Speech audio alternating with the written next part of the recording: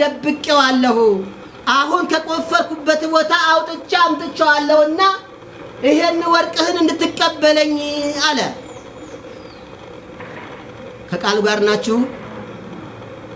አይሰማም ከቃሉ ጋር ናችሁ እግዚአብሔር አምላካችን መድኃኒዓለም ኢየሱስ ክርስቶስ ታዲያ ይሄን ሰው ካልዘራህበት የማጭድ ካልሰበሰብኩበት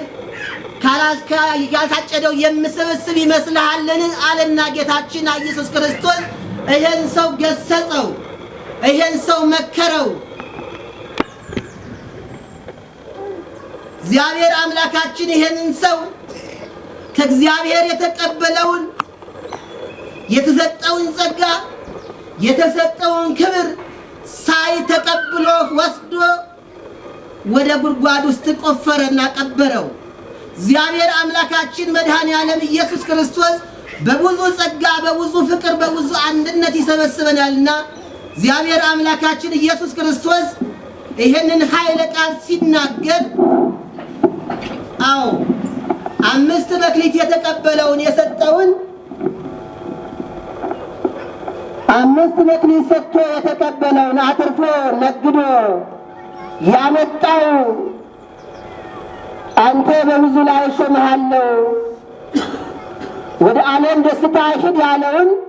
እንደ አባቶቻችን እንደ ካህናት ይመስላቸዋል እነሱም ሄደው በተሰጣቸው ጸጋ ፍቅር አንድነት ትምህርታቸው አስተምረው ሌላ ብዙ ሃይማኖቶችን አብ ወልድ በመንፈስ ቅዱስ አጥምቀው ወደዚህ ቅዱስ ቦታ ላይ ያመጣቸዋል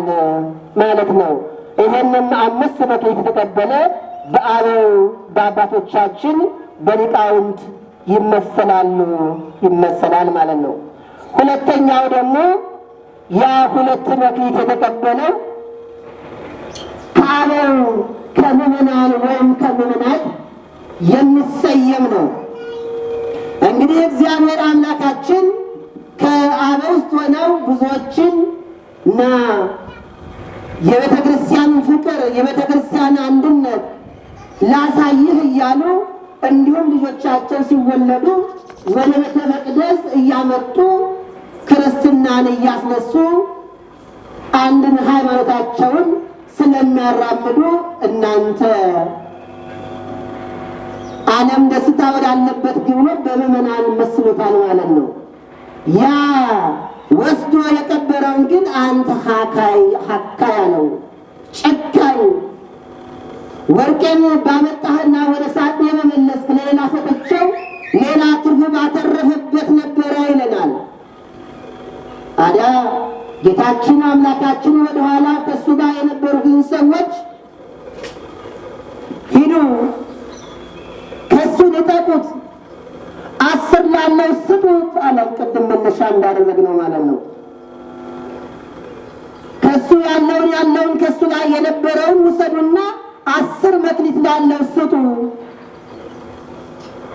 10 መክሊት ላለው ስጡ ውሰዱ ከሱ ላይ ያለው ሁሉ ይነጠቅ እነኛ ሰዎች ከሱ ላይ ያለው ሁሉ ወስደው ነጥቀው 10 ላለው ጨመሩለት ሰጡት እንግዲህ ጌታችን አምላካችን ቅድም በመነሻችን ርዕስ እንዳደረግነው ላለው ይሰጠዋል ይጨመርለታል የሌለው እንኳን ያንን ቢሆን ይወሰድበታል እንዳለ ጌታችን አምላካችን ኢየሱስ ክርስቶስ ያንን ከሱ ላይ ነጥቀው ላለው ሰጡት ያ ሰው ደግሞ እግዚአብሔር አምላካችን ጌታችን አምላካችን ያንን ሰው ወሰዱት ከዚህ ከማይጠቅመው አይረባኝም ብሎ ካሰበው ከቅዱስ ስፍራ ወደ ውጭ ወረሩት ጣሉት ጥርስ ማፋጨትና ለቅሶ ወዳለበት ወደ ዘላለም ወህኒ ቤት ይወርድ ዘንድ ከዚህ ከግቢ አስወግዱት አለን ማለት ነው እግዚአብሔር አምላካችን ይሄን ከመስማት ይሰውራል እግዚአብሔር አምላካችን በዚህ ጾም ፋንታ 30 እና 60 ልናፈራ እግዚአብሔር አምላካችን ይርዳል እግዚአብሔር አምላካችን በምሳሌ እግዚአብሔር አምላካችን ፊት ለፊት ሳይሆን እኛ በሚገባን መንገድ አስተምሮናል፣ መክሮናል ማለት ነው። እግዚአብሔር አምላካችን ይህንን ቃል ሲነግረን ሲያስተምረን እንደናንተ በዝምታ ሆኖ ቃሉን ለሚሰማ ከቃሉ ጋር ሆኖ ለሚያዳምጠው ቃሉ እንደ ምግብ እየሆነ የሚመገብላቸው እንደ ምግብ እየሆነ እንደሚመገቡት እግዚአብሔር አምላካችን ይህንን ቃል በዛሬው ዕለት አስተምሮናል፣ መክሮናል ማለት ነው። ታዲያ ይህንን ከመከረን በኋላ እግዚአብሔር አምላካችን በእውነት ይህንን ጾም ስንጾም በፍቅር በአንድነት ሆነን የተጣላ እያስታረቅን የታረዘ እያለበስን የተራበውን እያጎረስን የተቸገረውን ሄደን እየጠየቅን የታመመውን እየጠየቅን የታሰሩትን እያስፈታን ሲሆን እግዚአብሔር አምላካችን ከኛ ጋር ሆኖ ይለመናል፣ ይማለደናል ማለት ነው። ታዲያ እግዚአብሔር አምላካችን ልበ ንጹሐን ፍጥረተ እግዚኦ ልቦናችሁን ንጹሕ ሳታደርጉ ወደ ቤተ መቅደሱ መጥታችሁ አቤቱ አቤቱ ጌታ ሆይ ማረኝ ብትሉ እንዳው ከንቱ ጮት ይሆንባችኋል እንጂ አልሰማችሁም እንዳለ እናንተ በዚህ ቦታ ላይ ልቦናችሁን ንጹሕ አድርጋችሁ ልብሳችሁን ብቻ ሳይሆን ልቦናችሁን ንጹሕ አድርጋችሁ ወደዚህ ቦታ ላይ ስትመጡ እግዚአብሔር አምላካችን ሳታበዙ በጥቂቱ የምትለምኑትን ይሰማችኋል ማለት ነው። ስታበዙማ ምን ያክል ይሆን ክብራችሁ? ክብርን በክብር ላይ እየሰጠ ጸጋን በጸጋ ላይ እያበዛ እግዚአብሔር አምላካችን ይሰጠናል ማለት ነውና ይሄ ጾም የበረከት የፍቅር የአንድነት ያደርግልናል ማለት ነው። ታዲያ ይሄ ቤተ ክርስቲያን ልዩ የሚያደርገው እጅግ ባማረ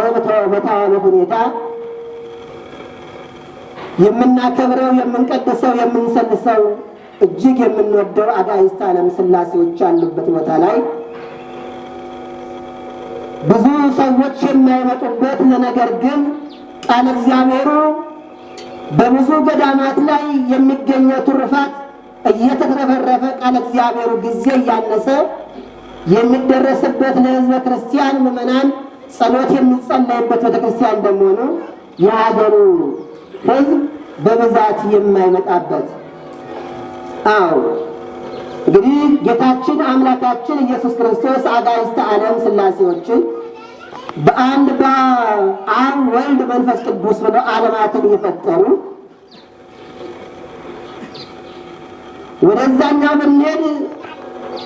ቅዱሳን ሰማዕታት ደናግል መነኮሳት ብለን ነው። እዚህ ቦታ ላይ ብንሄድ ግን ሦስቱን ባህርያትን ያዘለ ሰማይና ምድርን የፈጠረ